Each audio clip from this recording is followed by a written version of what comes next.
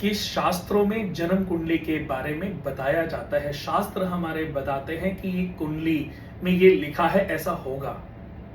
उपायों का जिक्र किसी भी शास्त्र में नहीं है। मैं फिर से बता दूं कि कोई भी शास्त्र ये नहीं कहता कि ये पाप कर लोगे तो ये करने से ठीक हो जाएगा। ये आपके अपने कर्मों के आधार पर ठीक होने का एक प्रोसीजर है। कि आज मैंने किसी को बोला कि आप सुबह गायत्री मंत्र, इससे मैं आपको पॉजिटिव करना चाहता हूं। आपके अंदर की जो नकारात्मक ऊर्जाएं हैं, जिनसे आप बिल्कुल बिल्कुल नेगेटिव हो चुके हो, नेगेटिव सोच, थॉट्स आपके खत्म नहीं हो रहे हैं, उसको समाप्त करना चाहता हूं। तो इसके लिए मेरा हमेशा ऑलवेज ये सजेशन होता है कि ऐसा करो, ऐसा करके निकलने से आपको लाभ मिलेगा।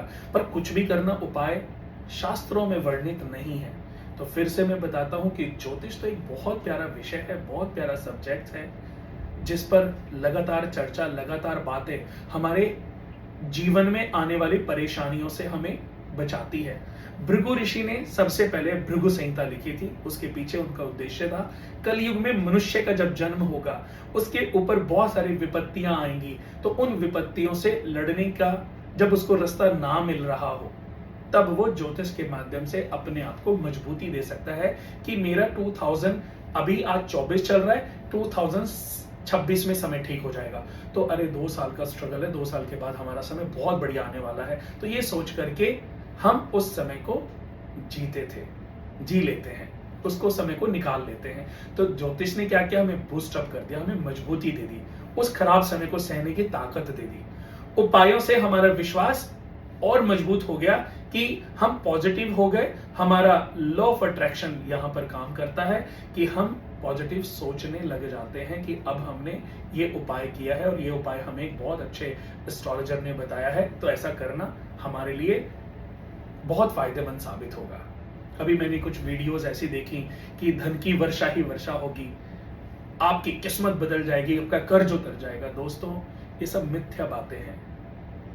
रातों रात कुछ नहीं हो सकता। अगर ऐसा होता तो जितनी भी देश विदेशों में ऐसे बहुत सारी कंट्रीज जहां पर गरीबी है, तो ऐसे पंडितों को सही बताऊं तो वहीं पर चले जाना चाहिए, वहीं जाकर के उनको उपाय कराएं, उनके लिए मैं किसी पर्टिकुलर एक आदमी को इंडिकेट नहीं कर रहा हूं। मैं कभी कभी कुछ लोग मुझे कुछ वीडियोस सेंड कर देते हैं, कुणाल जी देखना जरा इसमें कितनी सच्चाई है।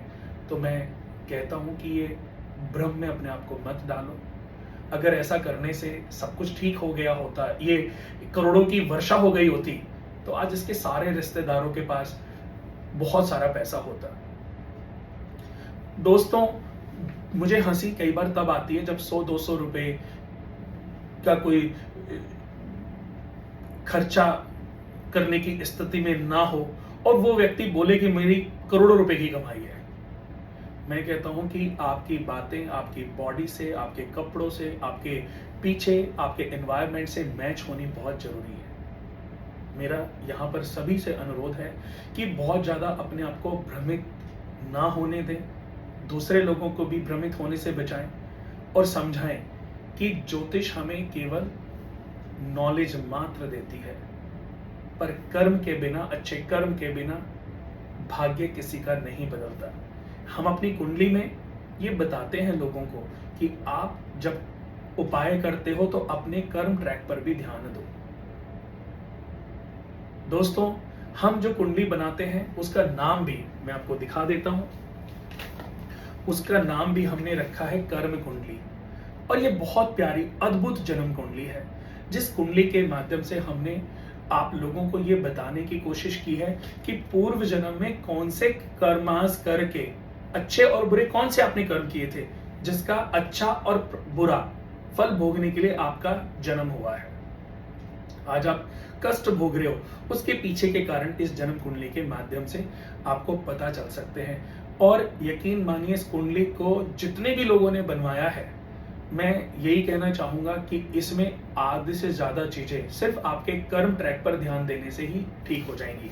जैसे अगर मैं उपायों के बारे में बात करूं, मैंने कोई भी एक पेज खोला है, मैंने कोई पर्टिकुलर पेज नहीं खोला, सिर्फ उपायों का एक पेज निकाला है। भूरी चींटियों को आटा डालें, यानी कि चींटियों को आटा डालने से आपका सूर्य ठीक होगा। चंद्रमा का धार्मिक स्थानों की यात्राएं आपकी मुरादें पूरी करेंगी। भाग्य वृद्धि के लिए अंधों को मिठाई दें, ब्लाइंड्स लोगों को मिठाई दें। गुरु, साधु और पुजारी को वस्त्र दान करें। घर में पूजा की जगह पर शंख घड़ियाल ना रखें। घर में संगीत, शुक्रवार के दिन आप नशे का सेवन ना करें। बहुत ज्यादा घर में डांस डिस्को ना करें। बुरी बलाओं से बचने के लिए घर दफ्तर में चांदी के 2 ठोस हाथी रखें। धन संपदा के लिए कुत्तों को प्रतिदिन बिस्किट खिलाएं। तो ऐसे आसान से इसमें हमने सॉल्यूशन दिए हैं जो कर्मों के आधार पर हमने निकाले हैं। और ये दोस्तों हमारी कम से कम 20-25 सालों के रिसर्च का नतीजा है। और कर्म कुंडली लिखने का भी एकमात्र उद्देश्य ताकि आप लोग भ्रमित ना हो। सिर्फ कर्म के आधार पर चीजों को ठीक करने का एकमात्र माध्यम है, आपको सही रास्ते पर लाने का एकमात्र माध्यम है ये कर्म कुंडली। दोस्तों, ज्योतिष में बहुत सारी बातें जिंदगी भर होती रहेंगी, हम सुनते रहेंगे, करते रहेंगे, पर भाग्य सबका अपने कर्मों के आधार पर ही बदलेगा। इस बात को गांठ मार लीजिए। आज के लिए बस इतना ही दोस्तों, लेकिन बहुत जल्दी ज्योतिष से रिलेटेड बहुत सारे तथ्यों को मैं आपके सामने लेकर आऊंगा।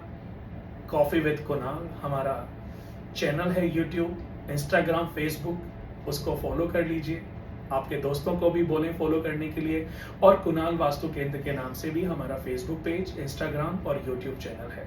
तो सभी जगह हमें फॉलो कर लें, सब्सक्राइब कर लें, ताकि आगे आने वाले समय में बहुत सारी हमारी अच्छी जानकारियां आप तक पहुंच सकें। नमस्कार, जय माता दी, वंदे मातरम।